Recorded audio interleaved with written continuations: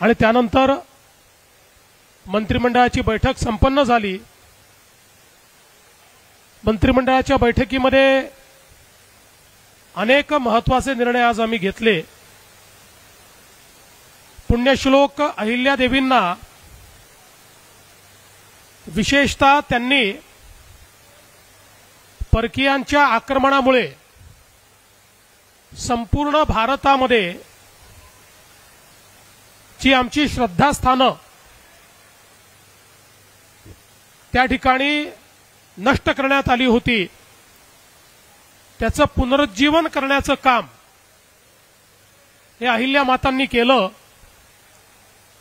आणि म्हणूनच आज या मंत्रिमंडळ बैठकीच्या निमित्ताने आम्ही या ठिकाणी चोंडीला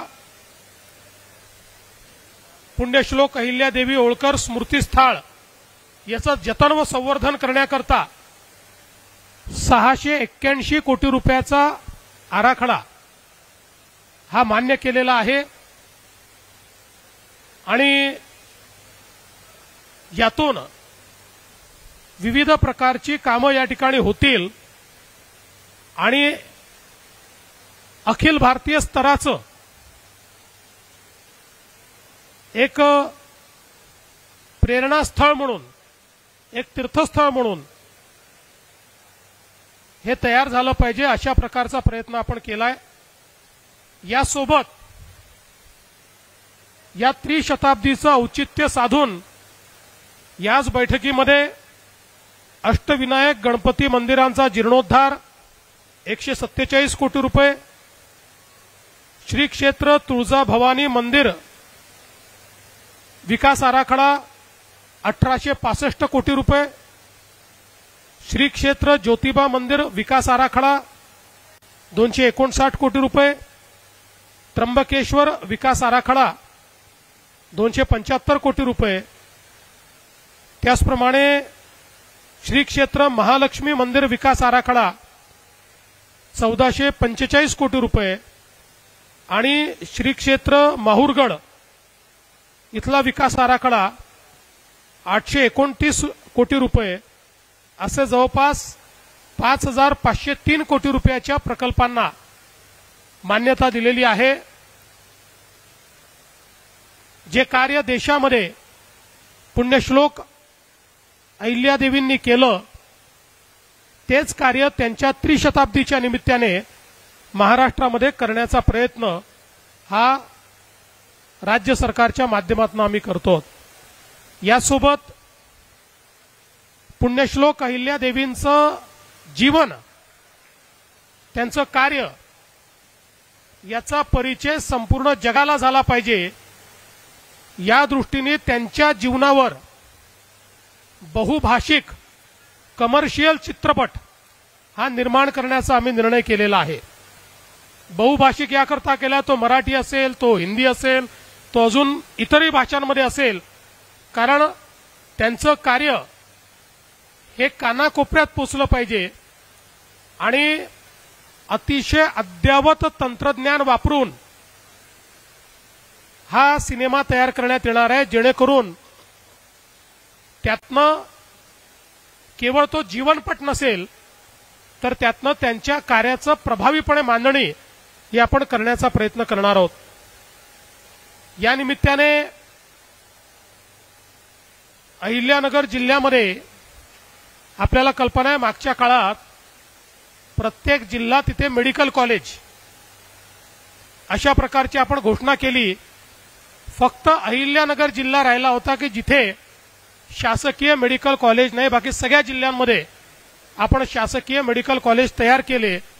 गेल्या 2.5 वर्षात तर 10 मेडिकल कॉलेजेस नवीन आपण तयार केले आणि आता आजच्या बैठकीमध्ये अहिल्यानगरला देखील शासकीय वैद्यकीय महाविद्यालय, ज्याचं नाव पुण्यश्लोक अहिल्यादेवी होळकर शासकीय वैद्यकीय महाविद्यालय असेल, अशा प्रकारचं वैद्यकीय महाविद्यालय स्थापन करण्याचा निर्णय करण्यात आलेला आहे। त्यासोबत अहिल्यानगरमध्ये खास मुलींकरता ITI स्वतंत्र ITI मुलींचं हे देखील तयार करण्याचा निर्णय हा करण्यात आलेला आहे।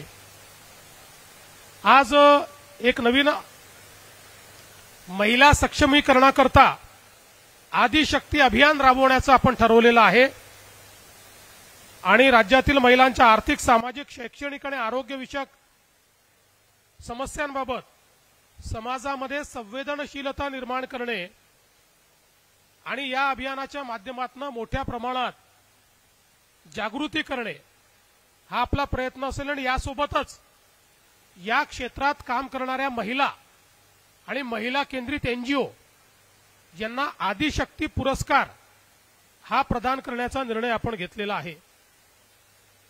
यासोबत मागच्या काळामध्ये आपण निर्णय केला होता की धनगर समाजातील विद्यार्थ्यांना इंग्रजी माध्यमाच्या नामांकित शाळांमध्ये प्रवेश द्यायचा। आता या योजनेच्या अंतर्गत या योजनेला आता आपण यशवंत विद्यार्थी योजना असं नाव दिलेलं आहे आणि 10,000 विद्यार्थी आता आपण नामांकित शाळांमध्ये शिकवणार आहोत। आपण आतापर्यंत 4-4.5 विद्यार्थी दरवर्षी शिकवायचो, 10,000 विद्यार्थी शिकवण्याचा आपण निर्णय केलेला आहे। धनगर समाजातील मॅट्रिकोत्तर शिक्षण घेणारे गुणवत्ताधारक जे विद्यार्थी आहेत यांच्याकरता आपण निर्णय केला आहे की प्रत्येक विभाग स्तरावर पुण्यश्लोक अहिल्यादेवी होळकर वसतिगृह योजना ही आपण सुरू करतो आहोत। मागच्या काळात आपण एक वसतिगृह योजना सुरू केली होती, त्यात नाशिकला काम देखील सुरू केलं, पण मध्यंतरी ती योजना थोडी मागे पडली होती। पण आता ही नव्याने आम्ही पुन्हा रिलॉन्च करतोय पुण्यश्लोक अहिल्यादेवींच्या नावाने आणि आता तात्काळ आपण पुणे आणि नागपूर या 2 ठिकाणच्या हॉस्टेलचं काम करतोय आणि इतर ठिकाणच्या जागाही लवकरच फायनल करून सर्व विभाग स्तरावर एक हॉस्टेल मुलींचं आणि एक हॉस्टेल मुलांचं धनगर समाजाकरता या ठिकाणी तयार करण्याचा आपला मानस आहे। एक अजून चांगला निर्णय मंत्रिमंडळाने घेतलाय। पुण्यश्लोक अहिल्यादेवी होळकर यांनी उभारलेल्या घाट, विहिरी आणि पाणी वाटप प्रणालीचं सर्वेक्षण करून त्याच्या जतनाकरता विशेष कार्यक्रम एक आपण हातामध्ये घेतलाय जलसंधारण विभागाच्या माध्यमातून आणि त्यातनं त्याचं पूर्ण पुनरुज्जीवन करणं आणि त्याचं जतन करणं अशा प्रकारचा हा कार्यक्रम असेल। याच्या अंतर्गत 3 ऐतिहासिक तलाव आहेत आतापर्यंत जे लक्षात आले आहेत, पुढे अजून काही येऊ शकतात। चांदवड, त्र्यंबकेश्वर आणि मल्हार गौतमेश्वर जेजुरी, त्यानंतर 19 विहिरी राज्यामध्ये, 6 घाट, 6 कुंड, 34 जलाशय असं वेगवेगळ्या गोष्टींचं काम हे या संवर्धनाच्या माध्यमातून या ठिकाणी करण्यात येणार आहे। यासोबत अहिल्यानगर जिल्ह्यातल्या राहुरीमध्ये एक दिवाणी न्यायालय हे स्थापित करण्याकरता आपण त्या ठिकाणी दिवाणी न्यायालय वरिष्ठ स्तर याला देखील मान्यता दिलेली आहे आणि आजच्या बैठकीमध्ये आपण नाशिक आणि त्र्यंबकेश्वरला जो कुंभमेळा होतो त्या कुंभमेळ्याचं संचालन करण्याकरता कुंभमेला प्राधिकरणाचा कायदा हा मंजूर केलेला आहे। जसं प्रयागराजला कायदा करून सगळे अधिकार कुंभमेळ्याचे प्राधिकरणाला देण्यात आले, त्याच धर्तीवर हा कायदा आपण या ठिकाणी मंजूर केलेला आहे। यासोबत आपण आज अहिल्यादेवींच्या या त्रिशताब्दीच्या निमित्ताने एक लोगो हा देखील प्रकाशित केलेला आहे, जो सगळ्या पूर्ण वर्षभर सगळीकडे तो वापरण्यात येईल। एक डाक तिकीट देखील आज जारी करण्यात आलेला आहे, त्यांच्यावर एक डाक तिकीट जारी करण्यात आलेलं आहे आणि एक प्रेरणा गीत देखील आज या ठिकाणी आपण जारी केलेलं आहे। मला असं वाटतं की ज्या प्रकारे या देशामध्ये पुण्यश्लोक अहिल्यादेवींनी एक प्रकारे सांस्कृतिक पुनरुत्थानाचं काम केलं आणि ज्या समाजाला आपल्या संस्कृतीचा आपल्या धर्माचा नाव घ्यायची चोरी झाली होती किंवा एक प्रकारे भीती होती, त्या विचारांना, त्या धर्माला, त्या संस्कृतीला पुनर्स्थापित करण्याचं काम या अहिल्यादेवींनी केलं. आणि म्हणूनच आम्ही हा निर्णय केला की त्यांच्या त्रिशताब्दीच्या निमित्ताने चोंडीमध्ये त्यांच्या जन्मगावी ही बैठक झाली पाहिजे. आणि अनेक महत्त्वाचे निर्णय जे मी आपल्याला सांगितले आपण घेतले आहेत. केवळ एका बैठकीत निर्णय करून आम्ही थांबणार नाही आहोत. वर्षभर अजून अनेक उपक्रम. मगाशी शिंदे साहेबांनी कॅबिनेटमध्ये मंत्रिमंडळ बैठकीत त्या ठिकाणी विषय मांडला की आपल्या करिक्युलममध्ये आपण जे मुलांना शिकवतो त्याच्यामध्ये अहिल्यादेवींचा धडा तर आहे, पण तो अधिक प्रभावीपणे त्यांनी केलेल्या कामाच्या पद्धतीनं कसं आपल्याला शिकवता येईल अशा प्रकारचे बदल त्यात केले पाहिजेत. अनेक सूचना या ठिकाणी आलेल्या आहेत. त्यानुसार आज आम्ही ही बैठक पार पाडलेली आहे. या निमित्ताने मी शिंदे साहेबांना विनंती करतो की शिंदे साहेबांनी आपल्याला संबोधित करावं.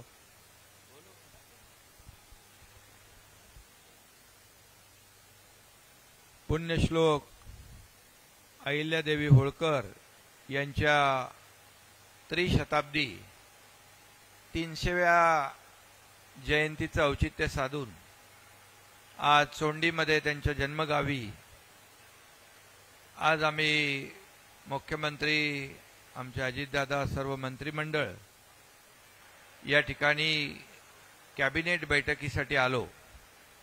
आणि या 300व्या जयंतीनिमित्त मी अहिल्यादेवी होळकर यांना विनम्र अभिवादन करतो, त्यांना मानवंदना देतो आणि त्यांना कोटी कोटी प्रणाम करतो.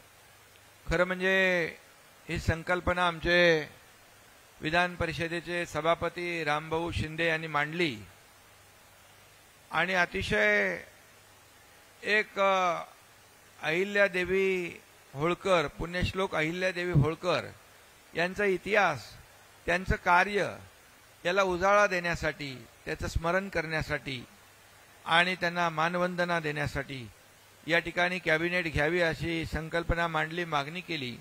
आणि आदरणीय आपले मुख्यमंत्री देवेंद्रजींनी त्याला तात्काळ मान्यता दिली.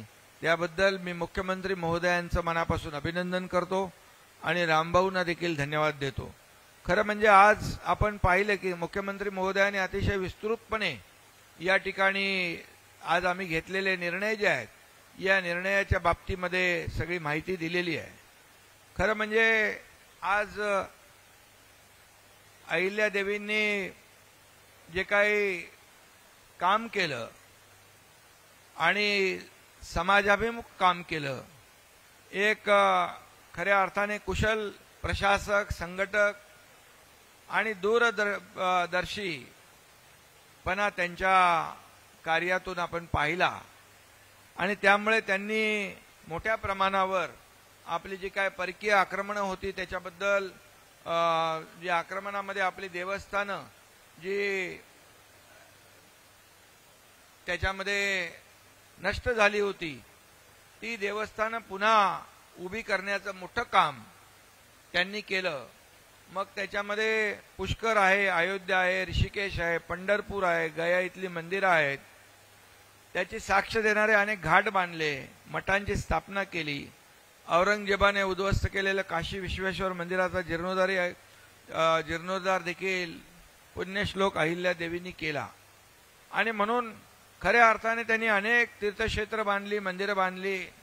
आणि मगाशी मुख्यमंत्री महोदय म्हणाले की घाट बांधले, जे अनेक पाण्याचे जे काही स्रोत आहेत ते डेव्हलप केले, विहिरी बांधल्या, लोकांना पाणी मिळावं यासाठी हा उदात्त हेतू त्यांनी ठेवून या ठिकाणी अशा प्रकारची जी मोठी कामं केली. आणि त्यामुळे खऱ्या अर्थाने आज त्यांच्या या जन्मगावी ही कॅबिनेट झाली. आणि त्यामध्ये त्यांचा जो उद्देश होता की यामध्ये देवस्थानांचं पुनर्जीवन, जीर्णोद्धार आणि यासाठी आमच्या मंत्रिमंडळाने आज जे काही पुण्यश्लोक अहिल्यादेवी होळकरांचं स्मृतीस्थळाचं जतन, संवर्धन आणि मग बाकी तर आपल्याला मुख्यमंत्री महोदयांनी ते देवस्थान अष्टविनायक आहे, तुळजाभवानी आहे, ज्योतिबा मंदिर आहे, त्र्यंबकेश्वर, महालक्ष्मी, माहूरगड या सगळ्याच देवस्थानांसाठी त्याचं जतन आणि संवर्धन करण्यासाठी तब्बल 5,500 कोटींचा या ठिकाणी त्याची तरतूदही केली आणि त्याप्रमाणे त्याचा विकास आराखडा आणि सगळ्या गोष्टीला मान्यता दिली. आणि त्याचबरोबर पुण्यश्लोक अहिल्यादेवी होळकर यांच्या त्रिशताब्दी जयंतीनिमित्त लोककल्याणकारी निर्णय घेण्यासाठी ऐतिहासिक जलसंपत्तीचं जतन करण्याचा देखील आपण निर्णय घेतला जलसंधारण विभागाच्या माध्यमातून. त्याचबरोबर भटक्या जमाती क वर्गातील धनगर समाजातील मॅट्रिकोत्तर शिक्षण घेणाऱ्या गुणवत्ताधारक विद्यार्थ्यांसाठी महसूल विभागाच्या मुख्यालयाच्या ठिकाणी वसतिगृह बांधणं याचाही निर्णय आपण घेतला. आणि या निर्णय हा अगोदर निर्णय झाला, पण याला आपण नाव दिलं योजनेला पुण्यश्लोक अहिल्यादेवी होळकर वसतिगृह. आणि त्यामुळे त्याचबरोबर मगाशी मुख्यमंत्री म्हणाले इंग्रजी माध्यमाच्या शाळा ज्या आहेत या धनगर समाजाच्या मुलांना चांगलं शिक्षण घेता यावं, नामांकित शाळांमध्ये त्यांना प्रवेश घेता यावा, त्यांचा शैक्षणिक दर्जा उंचावला जावा यासाठी त्या जी काही योजना आहे त्या योजनेचं नाव देखील राजे यशवंतराव होळकर असं या ठिकाणी देण्याचा निर्णय इंग्रजी माध्यम निवासी शिक्षण योजना असं दिलं.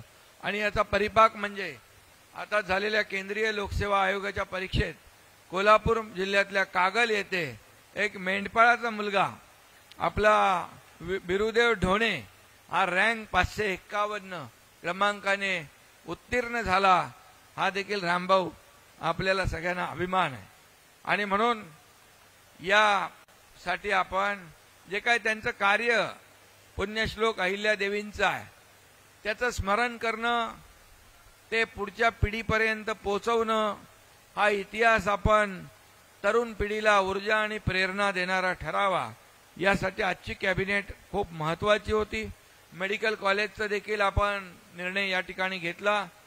अहिल्यादेवींवर बहुभाषिक चित्रपटाच्या बाबतीमध्ये सांगितलं की बहुभाषिक चित्रपटाच्या माध्यमातून संपूर्ण देशभरात त्यांचं काम होतं आणि म्हणून सगळ्यांनाच त्यांचा इतिहास कळावा, त्यांच्या कार्याची महती कळावी आणि तरुण पिढी, नवीन पिढी, मुलांना, विद्यार्थ्यांना सगळ्यांनाच एक त्यांचे जे काही कार्य आहे त्याचं स्मरण आणि जतन करता यावं यासाठी हा निर्णय देखील घेतला. त्यामध्ये मी देखील सूचना केली, आपला शालेय विद्यापीठ अभ्यास आहे त्यामध्ये देखील यांचा पुण्यश्लोक अहिल्यादेवींचा धडा आहे, पण तो एकदम विस्तृतपणे पूर्ण त्यांनी काय काय केलंय हे शेवटच्या घटकापर्यंत जाणं आवश्यक आहे. आणि शालेय शिक्षण विभागाने देखील शालेय अभ्यासक्रमामध्ये विस्तृतपणे त्यांचा इतिहास या ठिकाणी घ्यावा अभ्यासक्रमामध्ये आणि संपूर्ण जगाला त्यांचा इतिहास कळावा. आणि म्हणून आजचं जे अनेक निर्णय आपण घेतला, औद्योगिक प्रशिक्षण संस्था इथं सुरू होते आहे आणि अहिल्यादेवी होळकर मला आठवत आहे, मला वाटतं आपण 1 मे 2023 इकडे आलो, 31 मे 2023 आम्ही इथे आलो होतो, तेव्हा मी मुख्यमंत्री होतो, देवेंद्रजी व्यासपीठावर होते आणि मग इथल्या सर्वांची मागणी होती की या अहमदनगरचं नाव बदलून अहिल्यादेवी नगर करावं आणि तिथंच आपण ते जाहीर केलं.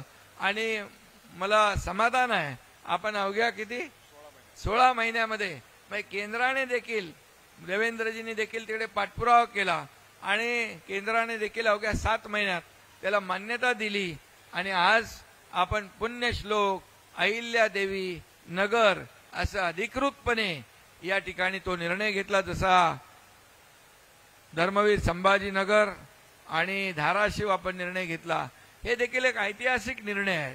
आणि म्हणून या माध्यमातून समाजाची जी भावना आहे ही भावना आपली जी काय समाजाभिमुख आपण काम करतो, सर्वसामान्यांचं सरकार म्हणतो आणि म्हणून आपलं जे काय महापुरुष आहेत, आपला जो इतिहास आहे त्याचं जतन करणं, संवर्धन करणं हे आपलं कर्तव्य आहे. आणि मग अनेक मागण्या या ठिकाणी आल्या.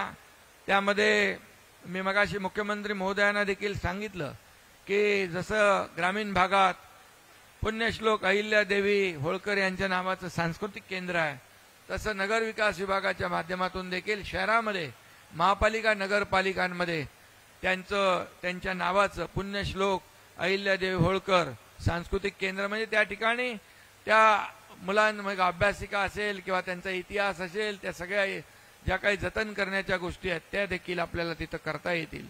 आणि म्हणून आजची कॅबिनेट जी आहे, मंत्रिमंडळ बैठक, अतिशय रामभाऊ तुम्ही या ठिकाणी विनंती केली आणि मुख्यमंत्री महोदयांनी त्याला मान्यता दिल्यामुळे खऱ्या अर्थाने त्रिशताब्दी वर्षाचे औचित्य साधून 300व्या जयंती उत्सवामध्ये अनेक कामं विकासाची, म्हणजे थेट ते जनतेला त्याचा फायदा होणार आहे. पण अहिल्यादेवींचं स्मरण, जतन, त्यांची प्रेरणा, त्यांची ऊर्जा आपल्याला प्रत्येकाला मिळत राहील. यामुळे सर्व पत्रकारांना देखील आज मी या जयंतीनिमित्त शुभेच्छा देतो. आपल्या सगळ्या पत्रकार मित्रांचं स्वागत. पुण्यश्लोक अहिल्यादेवी होळकरांच्या ह्या 300व्या महोत्सवाच्या निमित्तानं, जयंतीच्या निमित्तानं जो काही कार्यक्रम राज्य सरकारने हातामध्ये घेतलाय तो राज्याच्या मुख्यमंत्र्यांनी, उपमुख्यमंत्र्यांनी दोघांनी सांगितलेला आहे. अख्खं मंत्रिमंडळ त्या मताशीच आहे, तीच आमची भूमिका आहे. धन्यवाद. एक अजून महत्वाची गोष्ट आहे की आपल्याला माहिती आहे की राज्यामध्ये आपण 100 दिवसाचा कार्यक्रम राबवला होता. मला सांगताना आनंद वाटतो की याच्यामध्ये 2 गोष्टी होत्या. एक कार्यालयीन सुधारणा होत्या आणि दुसरं धोरणात्मक बाबींचा कार्यक्रम होता. कार्यालयीन सुधारणांमध्ये राज्यातल्या 12,500 कार्यालयांनी त्या ठिकाणी सहभाग देऊन अतिशय चांगल्या पद्धतीनं कार्यालयीन सुधारणा केल्या. त्या सर्व कार्यालयांचं मी अभिनंदन करतो. आणि विभागांनी जवळपास 48 विभागांनी मिळून एकूण 902 सुधारणा म्हणजे पॉलिसी लेवल डिसिजन्स करण्याचा निर्णय केला होता. त्यापैकी 706 पूर्ण झाले.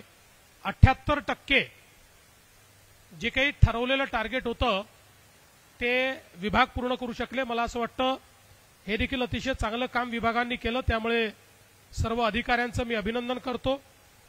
आणि आजपासनं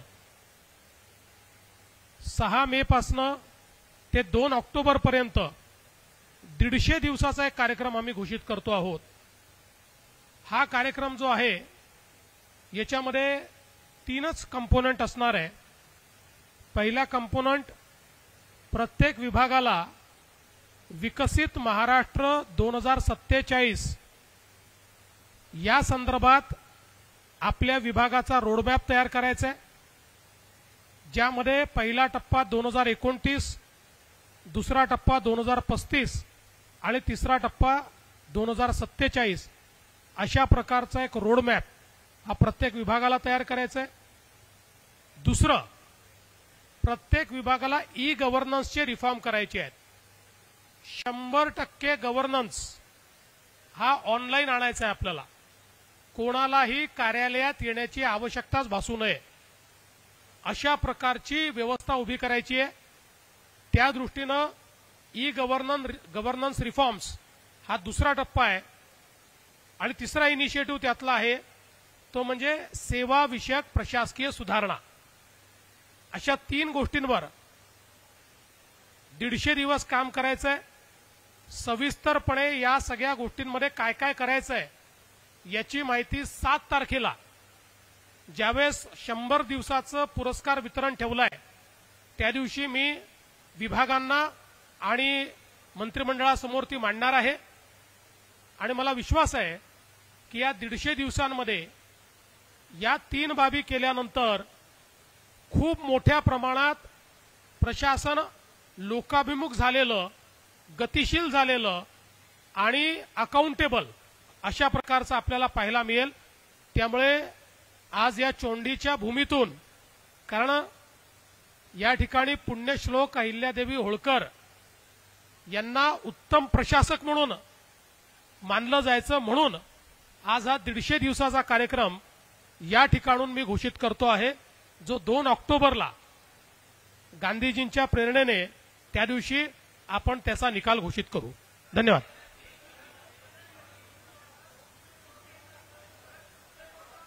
एक एक करून विचार, काहीच ऐकू येत नाही.